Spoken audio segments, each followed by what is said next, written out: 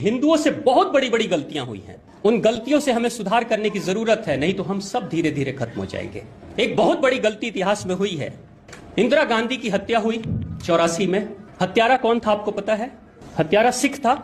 एक सिख ने अगर हत्या की है या दो सिख ने अगर हत्या की है तो क्या पूरे सिख कौम को खत्म कर देना चाहिए?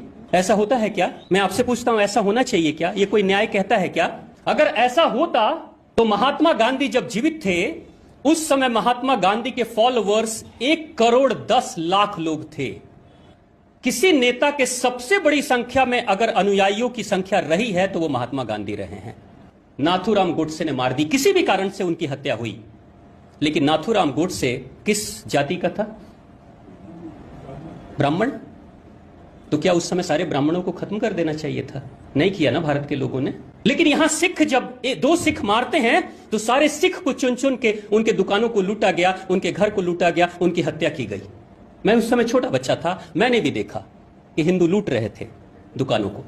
और ये सिख कौन है? ये सिख वही कौम है जब हिंदू धर्म के ऊपर खतरा मंडरा रहा था, हमारे पूर्वजों की रक्षा के लिए अपना बलिदान दे रहे थे। वैसे गुरु ने सिखों को इतना शक्तिशाली बनाया, 1970, 75, 80 तक हर परिवार से, हिंदू परिवार से एक नौजवान लड़का सिख बनता था।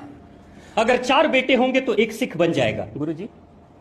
अगर 4 बेटे होंगे हिंदुओं में से तो एक को सिख बनाया जाएगा, एक को फौज में भेजा जाएगा और दूसरा समाज की सेवा करेगा और चौथा परिवार के लिए धन कमाएगा।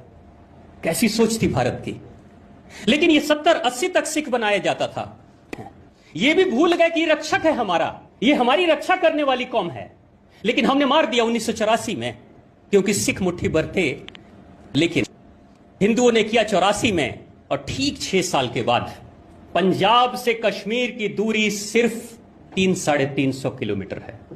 अगर ऑन रोड भी जर्नी किया जाए तो 6 से 7 घंटे, 8 घंटे में पहुंचा जा सकता है।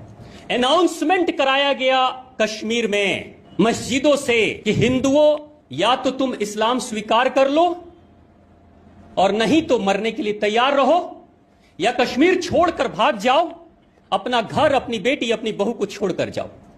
यह अनाउंसमेंट हुआ 1-2 दिन नहीं, कई दिनों तक।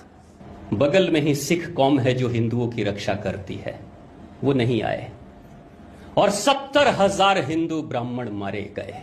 कत्लेआम हो गया, बलात्कार हो गया, सब कुछ हो गया, देखते रह गए। जब तुमने अपने ही रक्षकों का भक्षण कर लिया तो क्या उम्मीद करते हो कि जिस समय तुम खतरे में आओगे उस समय तुम्हारी रक्षा करने को आ जाएगा? वफादार जो कोई प्रहरी था आपके धर्म का, उसी को मार डाला आपने।